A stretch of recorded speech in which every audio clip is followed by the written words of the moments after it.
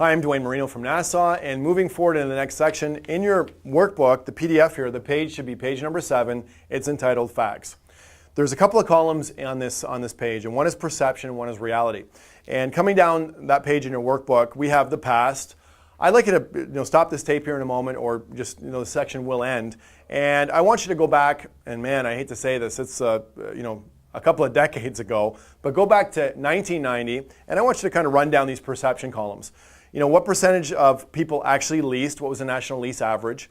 What percentage of dealers did no leasing at all in 1990? And what was the awareness and consideration of the public regarding leasing? How many people, as a percentage of buyers, would have actually been aware of or considered leasing? Then I'd like you to go to the year 2007, you'll see in your workbook, which was just really the peak of leasing before some things happened in the economy. And look at maybe those percentages and try to guess where was the national lease average in 2007 before the dynamic of leasing sort of changed. Then I'd like you to look at your perception of the present. What do you believe national lease average is now? What percentage of people are actually aware or considering it?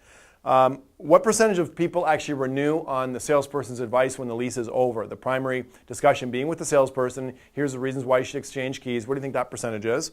And then also the guess is, financing, people that finance their vehicles versus people that lease their vehicles, how many dealerships do they shop in comparison to each other? Who shops more, a finance customer or a lease customer?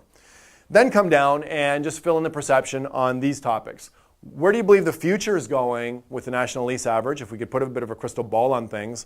What percentage of people may be aware of considering leasing in the future? Full disclosure and disclosure laws, in North America, those things have changed. Where do you see that going? Any tax changes relative to leasing, perhaps? Where are the manufacturer support going relative to leasing? And maybe even some of the banks relative to leasing. And then try to guess on your perception, what drives it? What drives leasing truly in the marketplace?